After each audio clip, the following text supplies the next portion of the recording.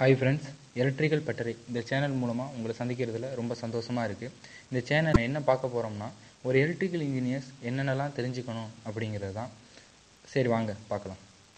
So இந்த வீடியோவில் நம்ம என்ன பார்க்க போகிறோம்னா, எலக்ட்ரிசிட்டியோட வரலாறு, பேசிக் பராமீட்டர்ஸ் ஆஃப் எலக்ட்ரிசிட்டி, அதாவது என்னென்னலாம் இருக்குது பேசிக்ஸு அப்படிங்கிறதையும், அதுக்கடுத்து ரொம்ப எலக்ட்ரிசிட்டியில் இம்பார்ட்டன்ட் ஃபார்முலாஸ் அதெல்லாம் பார்க்க போகிறோம்.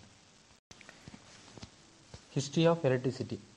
1600 டாக்டர் கில்பர்ட்டுங்கிறவர் என்ன கண்டுபிடிச்சாரு அப்படின்னா, கம்பளி ஆம்பரை தேய்க்கும் போது அது ஒரு ஈர்க்கும் தன்மை இருக்குங்கிறத கண்டுபிடிச்சாரு. ஆம்பருங்கிறது வேற ஒன்றும் இல்லை, ஒரு சின்ன பிசின் தான். வேற ஒரு உதாரணம் பார்த்தீங்கன்னா, அப்போ நம்ம தலையில் எண்ணெயை தேய்ச்சிட்டு சீப்பை கொண்டு தலையில் தேய்ச்சிட்டு அதை கொண்டு போய் ஏதாச்சும் ஒரு சின்ன பொருள்கிட்ட கொண்டு போனால் இருக்கும்ல. ஸோ அதுதான் அவர் கண்டுபிடிச்சாரு. அதுக்கு அவர் என்னென்னா எலக்ட்ரிக்கல்ஸ் அப்படின்னு சொல்லிட்டு பேர் வச்சார். 1752 பெஞ்சமின் பிராங்க்லின் என்ன கண்டுபிடிக்கிறார் அப்படின்னா, ஃப்ளூயிட் தியரி அப்படிங்கிற ஒரு தியரியை கண்டுபிடிக்கிறாரு. அதில் என்ன சொல்லுது அப்படின்னா, எலக்ட்ரிசிட்டிங்கிறது ஒரு 2 வேறு திரவங்கள் இல்லை, அது வெவ்வேறு அழுத்தத்தில் இருக்க ஒரே திரவம் தான். அழுத்தம் குறைவாக உள்ளதை அவர் மைனஸ்னும், அழுத்தம் அதிகமாக உள்ளதை ப்ளஸ்ன்னு சொல்கிறாரு. இந்த திரவமானது ப்ளஸ்லேருந்து மைனஸை நோக்கி பாயுது அப்படிங்கிறத சொல்கிறாரு. இதுக்கு அவர் ஒரு எக்ஸ்பெரிமெண்ட் ஒன்று செஞ்சதாக சொல்கிறாங்க. அதாவது கைட் எக்ஸ்பெரிமெண்ட். இது உலகம் புகழ்பெற்றது. அதாவது என்ன அப்படின்னா, பட்டத்தை ஒரு பட்டு நூலால் கட்டி பறக்க வர்றாரு.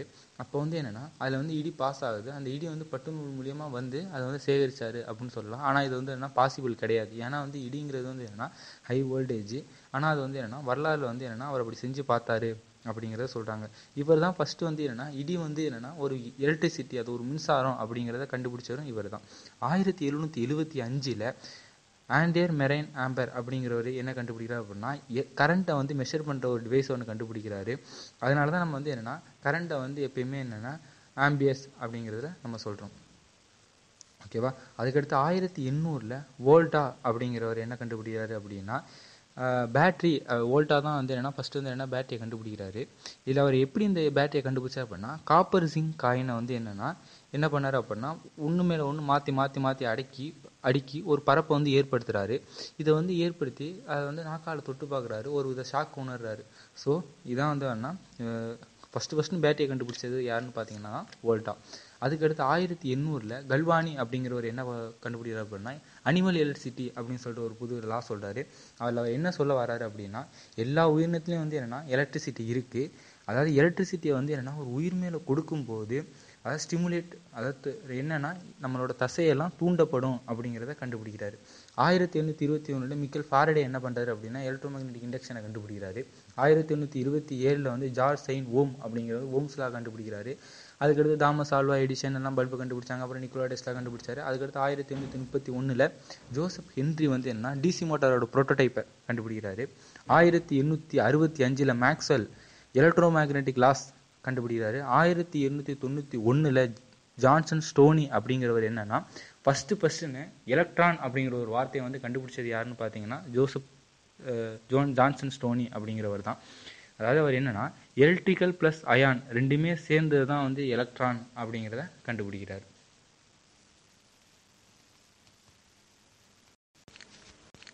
Basics of electricity. இதில் நம்ம ஃபஸ்ட்டு என்ன பார்க்க போகிறோம் அப்படின்னா, சார்ஜ்னா என்னென்னா, the most basic quantity in electric circuit in the electric charge or electric property of atomic particles அப்படிங்கிறாங்க. என்ன அப்படின்னா, இப்போ ஒவ்வொரு ஆட்டம்ஸ் ஒவ்வொரு சார்ஜ் இருக்கும். அதாவது ஆட்டம்ஸ் அதில் ப்ரோட்டான்ஸு, நியூட்ரான்ஸு, எலக்ட்ரான்ஸ் இருக்குது. Electrons negative charge, proton positive charge. இப்போ நியூட்ரான் நோ சார்ஜ், அதுக்கு நடுநிலைத்தன்மை அப்படின்னு சொல்கிறாங்க. ஸோ இதை தான் சார்ஜ் அப்படின்னு சொல்கிறாங்க. கரண்ட் அப்படின்னா, current can be defined as rate of flow of charge in electric circuit or flow of electrons அப்படின்னு சொல்கிறாங்க. ஒரு எலக்ட்ரிக் சர்க்கியூட்டில் எலக்ட்ரான்ஸ் ஃப்ளோ ஆகுது அப்படின்னா அது பேர் கரண்ட்டுங்கிறாங்க. கரண்ட்டை 2 வகை இருக்குது. ஒன்று ஏசி கரண்ட், இன்னொன்று டிசி கரண்ட். ஏசி கரண்ட் அப்படின்னா ஆல்டர்னேட்டிங் கரண்ட் அப்படிங்கிறாங்க. டிசி கரண்ட் அப்படின்னா டைரக்ட் கரண்ட் அப்படின்னா. இது ரெண்டுக்கும் பெரிய டிஃப்ரெண்ட்லாம் ஒன்றும் கிடையாது. ஏசியில் ஃப்ரீக்வன்சி இருக்கும், டிசியில் ஃப்ரீக்வன்சி இருக்காது. ஸோ இதை பற்றி நம்ம இதுவே வர வீடியோவில் நம்ம டீப்பாக பார்க்கலாம். அதுக்கடுத்து வோல்டேஜ் அப்படின்னா, voltage is the difference in charge between 2 points அப்படின்னா, இப்போ ஒரு கண்டக்டருக்கு ஒரு 2 பாயிண்ட் இருக்கும். ஸோ இந்த 2 பாயிண்ட்டுக்கு இடையில உள்ள டிஃப்ரென்ஸ் ஆஃப் சார்ஜ் அதுதான் வோல்டேஜ் அப்படின்னு சொல்கிறோம்.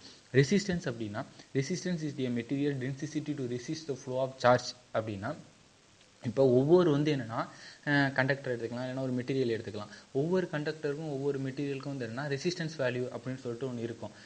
ரெசிஸ்டன்ஸ் அப்படின்னா இப்போ வந்து என்னென்னா, இப்போ நம்ம ஒரு கண்டக்டர் வழியாக வந்து என்னென்னா கரண்ட்டையும் வோல்டேஜையும் பாஸ் பண்ணோம் அப்படின்னா அது வந்து போக விடாமல் தடுக்கும். Capacitance is the ability of a component or circuit to collect and store the energy from the electrical charge. அப்படின்னா ஒன்று ரெண்டு வந்து என்னென்னா ரெண்டு பிளேட்டை ஒரு டைலெக்ட்ரிக் மீடியமில் வச்சோம் அப்படின்னா வச்சு கரண்ட்டை பாஸ் பண்ணோம் அப்படின்னா என்ன ஆகும் அப்படின்னா அது வந்து கெப்பாசிட்டன்ஸ் ஆக்ட் ஆகும். அதாவது என்னென்னா சடனாக வந்து என்னென்னா ஒரு எலக்ட்ரிக் எனர்ஜி ஸ்டோர் பண்ணுறது அப்படின்னா அது என்ன சடனாக ஸ்டோர் ஆகிட்டு இப்போது டிஸ்சார்ஜ் ஆகிரும். ஸோ வந்து இதான் வந்து என்ன கெப்பாசிட்டன்ஸ் அப்படின்னு சொல்கிறாங்க. இப்போ diode is a semiconductor device that essentially act one way சுவிட்ச் ஃபார் கரண்ட். இப்போ டயோடு அப்படின்னா சுவிட்சிங் டிவைசஸ் தான், ஒன்லி ஆன் ஆஃப் கண்ட்ரோலுக்கு தான் வந்து என்னென்னா டயோட்ஸ் எல்லாம் பயன்படுத்துகிறோம். அதாவது என்னென்னா டயோடு வந்து ஸ்பெசிஃபிக்காக எதுக்கு பயன்படுத்தணும்னா ஒன் வே டைரக்ஷன். அதாவது என்னென்னா கரண்ட்டை வந்து அந்த வழியாக டயோடு வழியாக பாஸ் பண்ணலாம், ஆனால் திருப்பி ரிட்டர்ன் கரண்ட் வராது. அது வந்து ஒன்லி ஒன் வே சுவிட்ச். அது ஒன் வே சுவிட்சாக மட்டும்தான் டயோடு வந்து ஆக்ட் ஆகும். அதுக்கடுத்து ஃப்ரீக்வன்சி சொன்னேன். ஃப்ரீக்வன்சி ஏசியில் தான் ஃப்ரீக்வன்சி இருக்கும் அப்படின்னு சொல்கிறோம். இப்போ AC frequency number of cycles per second in alternating current sine wave அப்படின்னா சைன் வேவ் அப்படின்னா ஒன்றும் கிடையாது. இப்படி கீழே அந்த டயக்ராமில் இருக்குல்ல, ஸோ இதான் வந்து என்ன சைன் வேவ் அப்படின்னு சொல்கிறோம். அப்படி இல்லை அப்படின்னா ஃப்ரீக்வன்சி த ரேட் அட் சுவிட்ச் current change direction per second அப்படின்னா இப்போ ஃப்ரீக்வன்சி நம்ம வந்து என்னென்னா ஹெட்ஸ் அப்படிங்கிறதுல சொல்கிறோம். இப்போ வந்து என்னென்னா அல்டர்னேட்டிங் கரண்ட் நம்ம வீட்டுக்கு வர ஃப்ரீக்வன்சி எல்லாம் 50 ஹெட்ஸு. இது எப்படி 50 ஹெட்ஸ்ன்னு எப்படி சொல்கிறாங்க அப்படின்னா இப்போ ஒரு செகண்டில் வந்து அந்த வேவ் இருக்குல்ல, கீழே அந்த படத்தில் இருக்கிற வேவ் அது வந்து 50 வாட்டி மேலேயும் கீழையும் போயிட்டு வரும். ஸோ வந்து என்னென்னா ஒரு செகண்டுக்கு 50 வாட்டி போகிறதுனால தான் நம்ம வந்து அது வந்து ஹெட்ஸ் அப்படின்னு சொல்கிறோம். அப்போ வந்து ஒரு ஹெட்ஸ் அப்படின்னா ஒரு சைக்கிள் பெர் செகண்ட் அப்படிங்கலாம். அப்போ வந்து என்னென்னா 50 ஹெட்ஸ் அப்படின்னா 50 வாட்டி அந்த இது போயிட்டு வரும். ஸோ அடுத்து டிரான்சிஸ்டர் அப்படின்னா டிரான்சிஸ்டர்னு ஒரு சுவிட்சிங் டிவைஸ் தான். Transistor device that regulates current or voltage flow act சுவிட்ச் or gate for electronic signal அப்படின்னா இப்போ இதுவும் ஒரு சுவிட்சாக தான், டிரான்சிஸ்டரும் சுவிட்சாக தான் ஆக்ட் ஆகும். இது வந்து என்னென்னா கரண்ட் ஆர் வோல்டேஜ் வந்து ரெகுலேட் பண்ணுறதுக்கு சேஞ்ச் பண்ணுறதுக்கு வந்து என்ன டிரான்சிஸ்டர் யூஸ் பண்ணுறாங்க. அடுத்தது inductance is a passive electronic compound that store energy in the form of magnetic field அப்படின்னா இப்போ ஒரு கண்டக்டர் வழியாக வந்து கரண்ட்டை பாஸ் பண்ணோம் அப்படின்னா கண்டிப்பாக அதை சுற்றி வந்து என்னென்னா மேக்னெட்டிக் ஃபீல்டு வந்து உருவாகும். அதுதான் வந்து என்ன இண்டக்டன்ஸ் அப்படின்னு சொல்கிறோம். பேசிக் ஃபார்முலாஸ் இதில் நம்ம ஃபஸ்ட்டு என்ன பார்க்க போகிறோம் அப்படின்னா Ohm's law. At a constant temperature voltage difference across 2 ends of the conductor is directly proportional to current flowing of the conductor. அதாவது V is equal to IR. இந்த டயத்தில் கான்ஸ்டன்ட் டெம்பரேச்சரில் V is equal to IR அப்படிங்கிறார். என்ன அப்படின்னா அதாவது voltage change ஆனால் current value resistance value change ஆகும் அப்படிங்கிறாரு. அதாவது டைரக்ட்லி ப்ரொபோர்ஷனல் டுவாக இருக்கும் அப்படின்னு சொல்கிறாரு. ஆனால் இதுலேருந்து இன்னொன்று என்ன ட்விஸ்ட் அப்படின்னா வோல்டேஜ் சேஞ்ச் ஆனால் கரண்ட்டும் சேஞ்ச் ஆகும், ரெசிஸ்டன்ஸும் சேஞ்ச் ஆகும். ஆனால் கரண்ட்டு சேஞ்ச் ஆனால் வோல்டேஜ் வேல்யூ வந்து என்னென்னா சேஞ்ச் ஆகாது அப்படிங்கிறாரு. அது எப்படி சேஞ்ச் ஆகாமல் இருக்கும் அப்படின்னா அதுக்கு ஒரு தியரம் ஒன்று இருக்குது, அதை நம்ம பார்க்கலாம். ஓகேவா? அதுக்கடுத்து நம்ம என்ன பார்க்க போகிறோம் அப்படின்னா கிர்ச்சாஃபோட கரண்ட் லா. கரண்ட் லா என்ன சொல்லுது அப்படின்னா at A junction total current flowing towards the junction equal to total current flowing away the junction அப்படின்னா இதுக்கு வந்து நம்ம ஒரு எக்ஸாம்பிளை நம்ம என்ன பண்ணலாம் அப்படின்னா இப்போ ஒரு பாத்து இருக்குது, ஒரு வழி இருக்குது. வழியில் வந்து என்ன பண்ணுறாங்க அப்படின்னா ஒரு 3 பேர் போகிறாங்க. 3 பேர் போயிட்டு ஒரு இடத்துல மீட் பண்ணுறாங்க. மீட் பண்ணிவிட்டு வேறு வழியாக போயிடுறாங்க. ஸோ இதில் என்ன அப்படின்னா 3 பேர் உள்ளே வராங்க, 3 பேர் வெளியில் போகிறாங்க. ஸோ அதான் டோட்டல் கரண்ட் ஃப்ளோயிங் டுவார்ட்ஸ் த ஜங்ஷன். அவங்க மீட் பண்ணுற புள்ளியை தான் நம்ம வந்து என்ன ஜங்ஷன் சொல்கிறோம். Equal to total current flowing away the junction. அவங்க மீட் பண்ணுற பாயிண்ட் வந்து என்னென்னா மீட் பண்ணிவிட்டு அங்கிட்டு போயிடுறாங்க. ஸோ இதான் வந்து என்னென்னா கீழே அந்த டயக்ராம் பார்த்தா உங்களுக்கு புரியும். I1 I2 I3 அப்படிங்கிறது வந்து உள்ளே வந்தது அப்படின்னா I4 I5 I6ங்கிறது வெளியில் போகும். அது உள்ளே வரதும் வெளியில் போகிறதும் ஈக்குவலாக இருக்கும் அப்படிங்கிறது தான். அதுக்கடுத்து என்ன கிர்ச்சாஃபோட வோல்டேஜ் லா.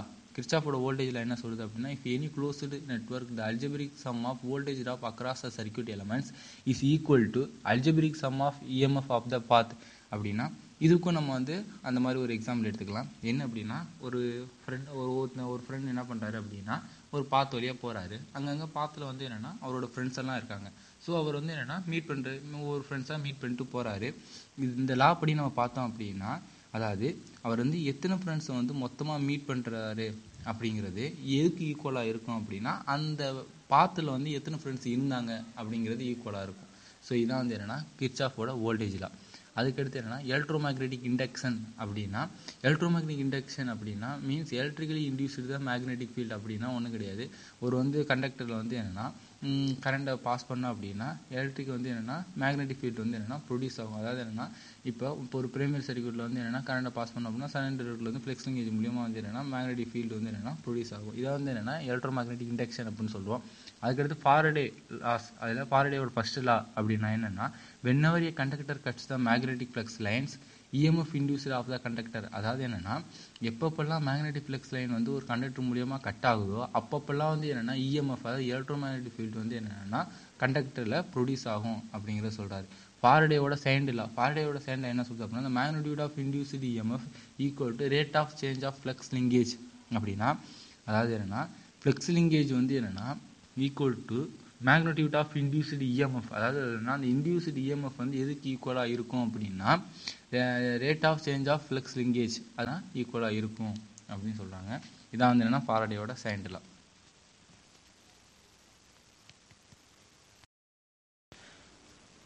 ஓகே ஃப்ரெண்ட்ஸ், இதோட இந்த வீடியோவை நான் முடிச்சுக்கிறேன். உங்களுக்கு இந்த வீடியோ பிடிச்சிருந்துச்சுன்னா லைக் பண்ணுங்கள். இந்த மாதிரி எலக்ட்ரிக்கலை பற்றி அதிகமாக தெரிஞ்சுக்கணும் அப்படின்னா கீழே உள்ள சப்ஸ்கிரைப் பட்டனை ப்ரெஸ் பண்ணுங்கள். அடுத்த வீடியோவில் வேற ஒரு இன்ட்ரெஸ்டிங் டாப்பிக்கோட நான் உங்களை மீட் பண்ணுறேன்.